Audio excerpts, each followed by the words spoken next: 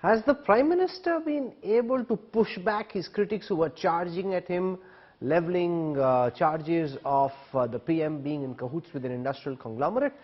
Will this issue now die down, or will it be kept alive? Can it have political potency which hurts the government, or will the Prime Minister be able to talk about the big picture like he did in Parliament over the last 2 days, talking about his government's achievements, the people's bharosa, Ek Modi versus everybody, and would this be enough to ride out the current storm? Joining me on this broadcast, representing the BJP, Sanju Verma. From the Congress, we have Onika Mehrotra, one of the country's leading political analysts. Yogendra Yadav, now of course in his capacity as a political activist himself, joins us. And we've got Rahul Srivastava, our National Affairs Editor. Let me go across to Yogendra Yadav first. Now, there are two ways of looking at it. One, the opposition would like to keep the Adani issue alive. They tried that with Rafale, it didn't work. The other perspective is that the Prime Minister is talking about his connect with the Indian voter, the bharosa that people have on Modi, Ek Modi Sab Pe Bhari, and these are the two countervailing narratives that are playing out at the same time. Do you think the Prime Minister, with his national governance pitch, would be able to drown out the charges that are being levelled by the opposition? How do you see this play out from here? Yogendra Yadav. Rahul, the Prime Minister would have responded, would have met the challenge if he had actually responded to the questions that are being asked. To talk about Congress's history is fine, wonderful. Let us for the moment assume that everything that he says about Congress is true. Let's assume it. Does it answer the question of Adani? Let us assume that everything in the Hindenburg report is false and motivated. Let us for the moment assume it. Even then, the answer that the Prime Minister has given is that the answer that you would expect. Here is a scandal. It's a scandal of international proportions, which is being talked about all over the world. And the country where it is originating, the country which is the epicenter of that economic earthquake, the President does not mention it. The opposition asks the question. Prime Minister does not utter one word about it. And Rahul, you want to ask me, has Prime Minister's response been satisfactory? And where is the response? You have to have a response. I really liked one thing that the Prime Minister said, namely that there is a deep connection between Kichad and Kamal. I think the country wants to know how much Kichad has this government accumulated in order for the Kamal to grow much better. Specifically, forget the rhetoric, just come to the brass tacks. Let us not for the moment go by anything that the Hindenburg report says. Let us simply stick to what the Indian sources have been saying. Journalists like Paranjay Thakurta, various magazines, everyone has been talking about for years. We know that here is a country whose evaluation went up astronomically, something that never has been witnessed in the history of any company in the world. It went up astronomically not because the company had produced anything new, but because sheer valuation went up. Stock market up and down, stock market went up and up and up and up. It is also known that so much of investment was taking place through Mauritius. This is not something new that Hindenburg had brought out. It was very well known in India, was written about in India. Mauritius, where all kinds of dubious money comes from. This was well known. Okay, so the essential point that you're making... Let me just say a couple of things, Rahul. Okay. We do know that the company was receiving all kinds of loans from public sector. At every step here, the government is implicated. It was getting loan from public sector, where loans are granted by a phone from a minister, that it was based on acquisitions. And in acquisitions were preceded by government's rates, that it was based on allocation. So it is quite natural for someone to say, here is something that needs to be investigated. After all, this country has had JPC on Bofors, the country had JPC on 2G, on Westland Augusta, on Harshad Mehta, on Ketan Parekh. Why not a JPC? Okay, so let's hold that thought for a moment. Your initial response is, how can it be said that the Prime Minister has silenced his critics, or that he's won the argument because he didn't even answer the basic question. The question was on Adani. The Prime Minister spoke Sanju Verma Sorry, of Rahul, everything I else, can't hear you. nothing about In case you are Adani. addressing- Therefore, it cannot be said that he silenced his critics because he didn't even answer his critics. Let's start from there. Sanju Verma, your initial counter. Thank you, Rahul. Rahul, I just want to lay down a couple of facts for your audience. But before that, I so adore what the Prime Minister said about this Kichad and Kamal bit, that it has to be repeated on your show. उनके पास कीचड़ था, हमारे पास था गुलाल. जिसके पास जो था, उसने दिया वो उछाल. So let me now come to the moot point of discussion. The moot point of discussion is this, that on umpteen public platforms after the budget was presented, Nirmala Sitharaman, who reports directly into the Prime Minister as part of collective responsibility of the cabinet, she was pointedly asked about the government mollycoddling Adani Group, and she very pointedly said, with no ifs or buts whatsoever, that if indeed there are lacunae, then the regulators will step in. The Modi government is not going to endorse X, Y or Z. There is SEBI to see if stock market violations have taken place. There is the ROC to see if company affairs related violations have taken place. There is the RBI to see if banking related violations have taken place. But for the opposition to prima facie not even have basic proof with it and quote a trashy Hindenburg report. I worked as an associate director at JP Morgan. I worked in leadership position at Phillip Capital. JP Morgan is the world's biggest bulge bracket firm. I never throughout my stock market investment banking career ever heard of Hindenburg, which by the way was set up only in 2017 by notorious short seller Nathan Anderson, who's actually facing a probe by the FINRA in the US. And while FINRA is a not-for-profit organization, it comes directly under the purview of the SEC in the US.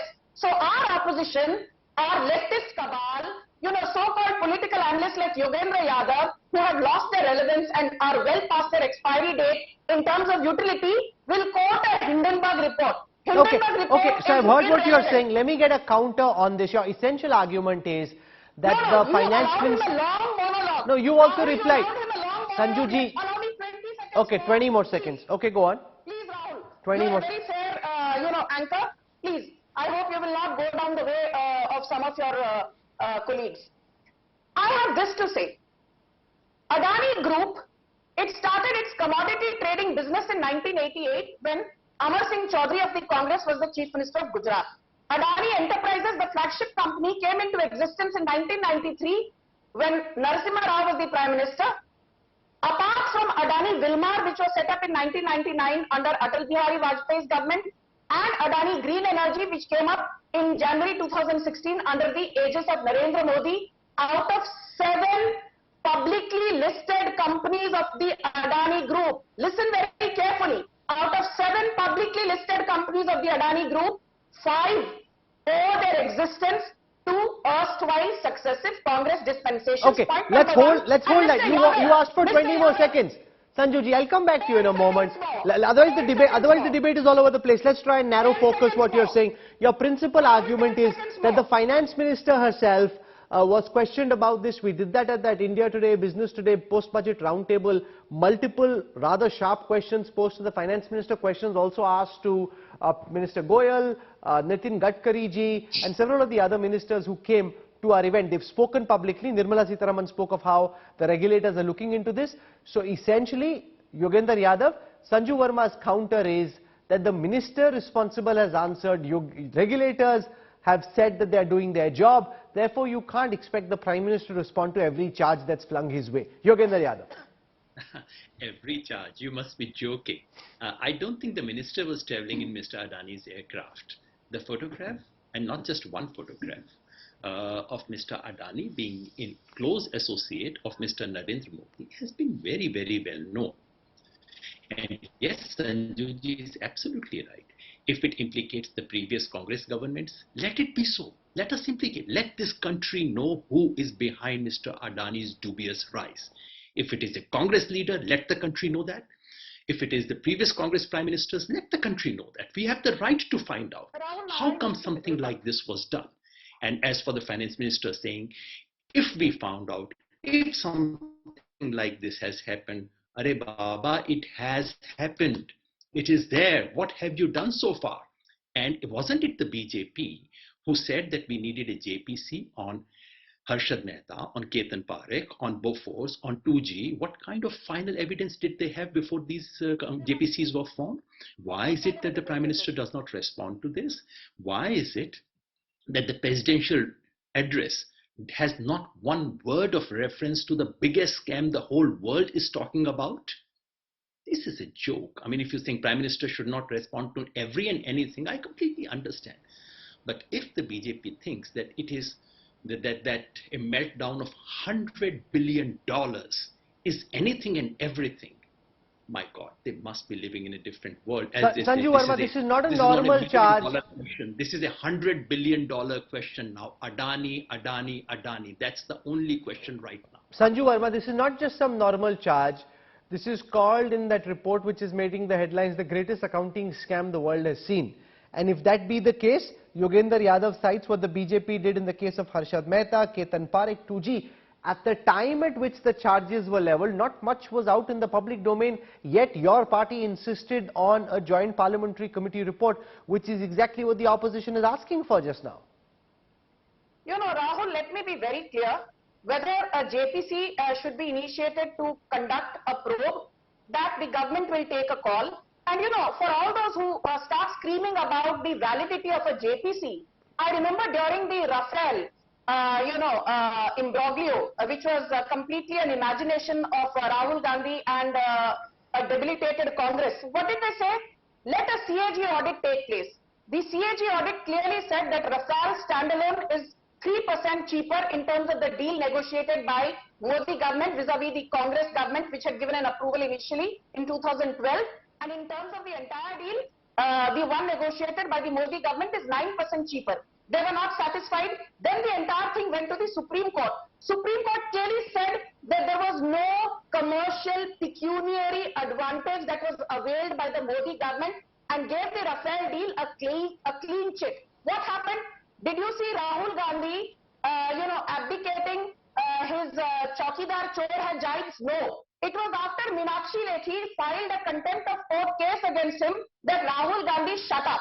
So, इनका तो ये हाल है कि चोरी ऊपर से सीना जोरी.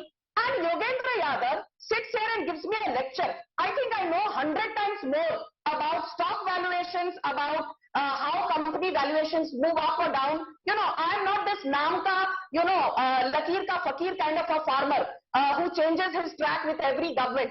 Let me tell you something, Rahul, and this you must listen very carefully. In 2006, Tata Steel made a very large acquisition worth $12 billion. It was a company based in the UK called Chorus. Tata Steel made this acquisition by buying a company which was 4 times larger than its size. And thanks to that acquisition of Chorus, today Tata Steel is the world's one of the largest steel producers, and India is the second largest steel producer in the world.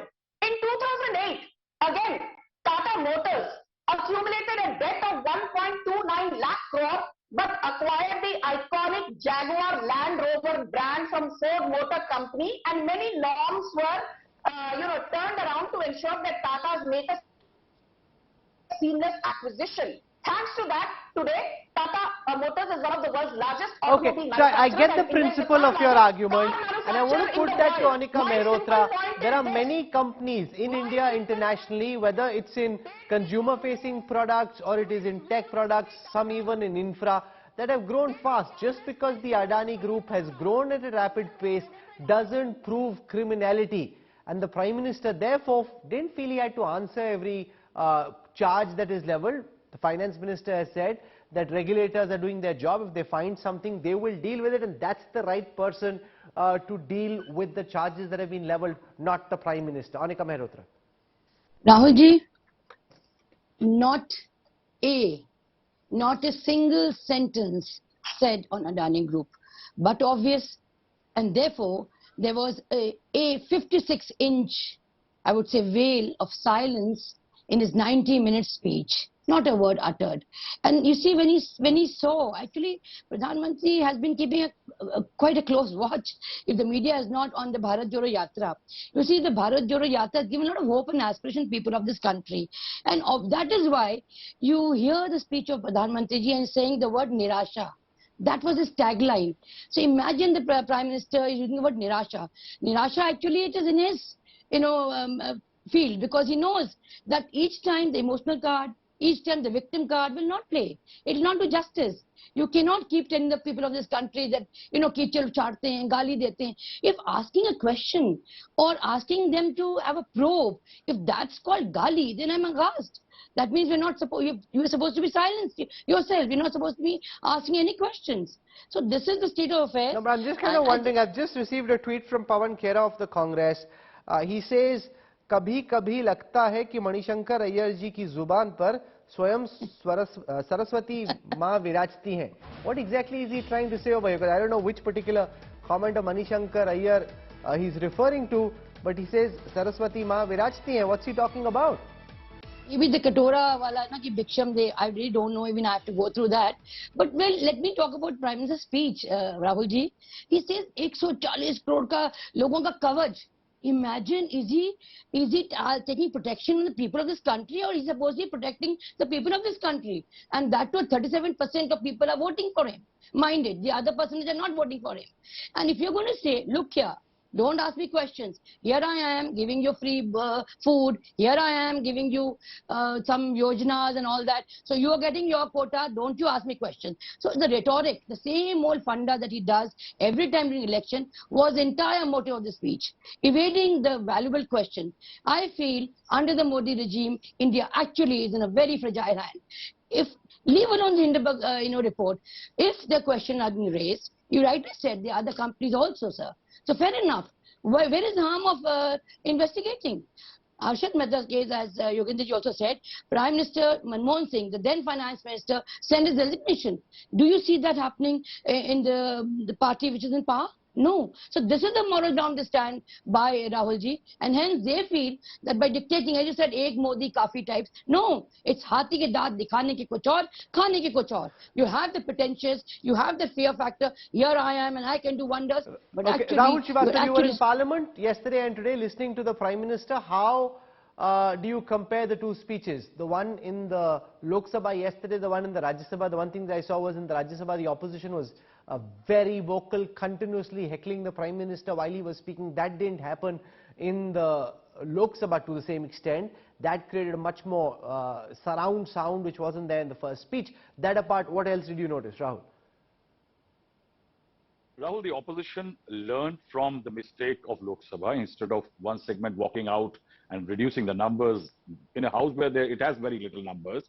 So they stayed in the house and they kept the constant chat to ensure that somehow that Adani-Modi nexus remains in vogue. The government, Prime Minister Narendra Modi, added to his argument and perhaps shifted the focus to build a larger picture. Now, what eventually has happened, Rahul, there are two political arguments, not debate or anything has gone out of this.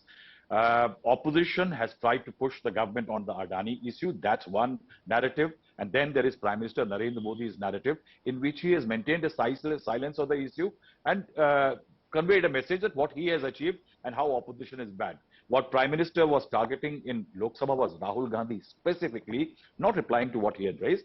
In Lok Sabha, he was targeting the Congress because Congress has better numbers. There is better opposition unity in Rajya Sabha. The numbers of the government are slightly lesser. Now, in that scenario, what he did, he raised 90 times government dismissed by the Congress, state governments 50 times by Indira Gandhi, targeted Nehru, Feroz Gandhi element. Eventually, if you see what the Prime Minister is trying to say is that the Congress and the opposition may charge, but the fact is that I am a popular leader. Does popularity become a reason for not ordering probe? Because opposition can't. Now, the opposition also is mounting a political point because it wants Modi, Prime Minister, to reply. It wanted something in the President's address. I want to know that when in the history of this country, since 1952, has a President's address anything about something a government is uncomfortable about. Commonwealth Games, nothing. This time around, also the presidents usually parrot what the cabinet decides. Largely, there are two arguments and narratives which have gone out of parliament. They will play in the public arena. It depends on now the Congress, how convincing it can be. It depends on Prime Minister, how convincing his narrative is. Beyond that, it's now largely a clash of Yogendra Yadav, narratives. the critical question from here, does this issue die down? Does this issue stay alive? The BJP is thinking they'll get on with business as usual. Regulators will do their job. The government will do its job, get into full election cycle. The opposition will try its best, especially the Congress, to keep this issue alive. Does it die out? Does it just continue to simmer on the back burner? Or is it something that will be front and center in your view?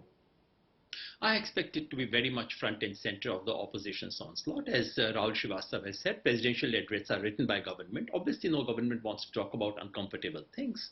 And obviously, it's the duty of the opposition to bring out those uncomfortable things.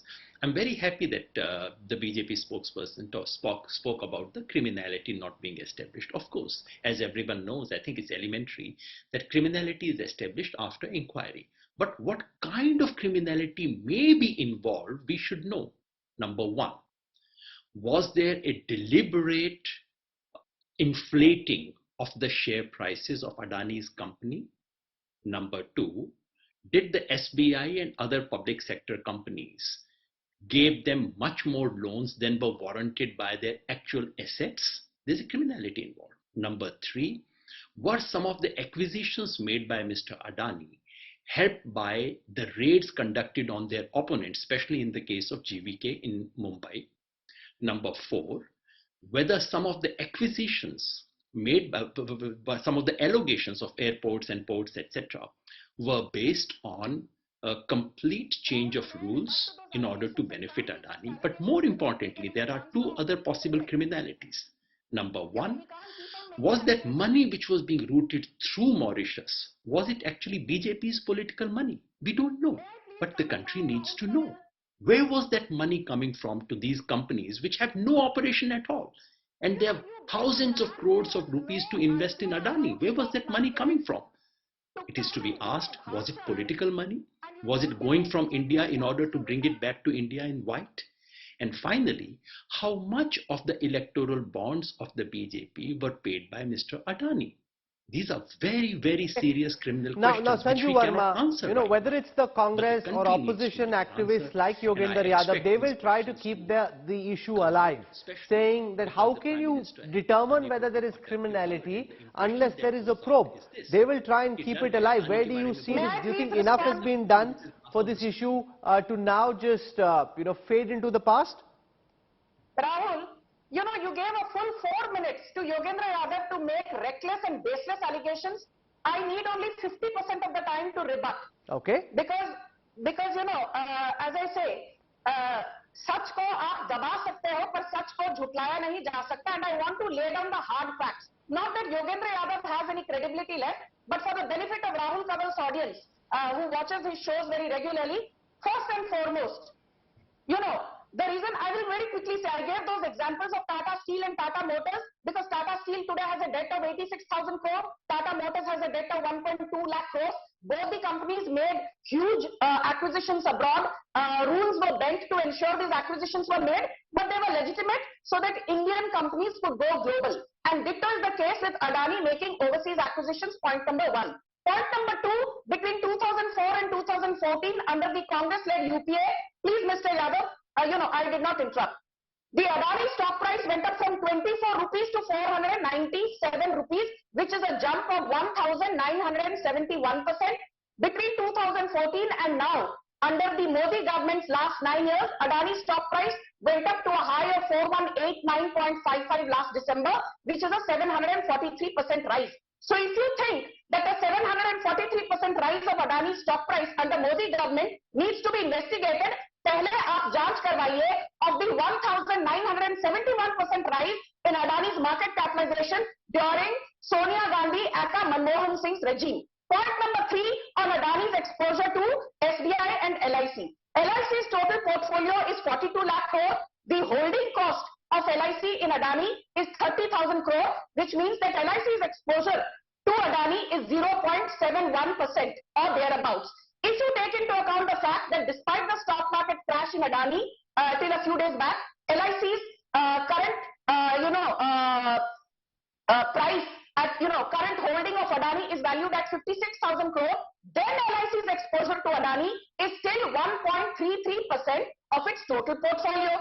Coming to SBI, total debt of Adani is 2 lakh crore.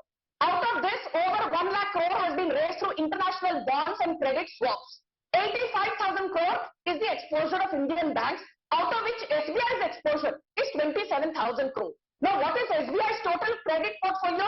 It is 33 lakh crore. Do the simple arithmetic. It basically means SBI's exposure to Adani is 0.82% of its total portfolio. Net, be it LIC, be it Indian banking system, be it SBI, be it Indian insurance industry, the exposure to Adani is between 0.7 to 1% or 1.3% at the very most. So stop saying that our regulators were doling out freebies to Adani. Despite that, even if it's 0.8, even if it's 0.8, why was the money used? My 30 seconds. It's not. Why was LIC forced to invest in Adani's cases? Come on. Rahul, Okay, Sanju, I'm running out of time, so you need to wrap up very quickly, please. I need to quickly. Yogendra Yadav, whether we will have a JPC or not is fine. Do you have the guts to demand a probe into the National Herald scam where 90 lakh worth of debt was written off and the Gandhis paid 50 lakhs only to acquire assets worth 5,000 crore? Show me one example in the world where a political party has paid 50 lakhs and that to a book entry, not even actual money paid out by the Gandhis, to acquire assets worth 5,000 crore. The day you show me one example, I'll tell you, we will seriously think of having a JPC probe. Till then, Yogendra Yadav, you can keep moving from here to there, because as they say, a rolling stone gathers no moss, and you have zero credibility left. Please go and educate yourself before you start demanding Let's not a make JPC it personal. He's making a probe. political argument. Respond to it politically, but since you've leveled some personal charges, I'll give Yogendra Yadav a quick chance to respond, but I'm out of time, sir. The fact is that I could not hear Sanju ji most of the time. There was an audio problem, but she gave a beautiful speech. I want the Prime Minister to give the same speech in the Parliament. Exactly. इतने अच्छे The facts Adani हैं इनके Chalisa. Pass. Why don't The the Prime Adani Minister Chalisa, say sir. all these things? He will not, because he knows once he says these things on the floor of the House, the lies will be caught. It's easy to get away on a television debate, far more difficult to do it in the Parliament. I want the Prime Minister to say all those lovely lies on the floor of the House. Okay, so, I'm going to leave it over there. You've heard from the Congress, you've heard from the BJP, you've heard from Yogendra Yadav. It's very clear the BJP would want to bury this issue right here. The Congress and the opposition will try and keep it alive. We will see where this story goes from now. Thank you to all my guests.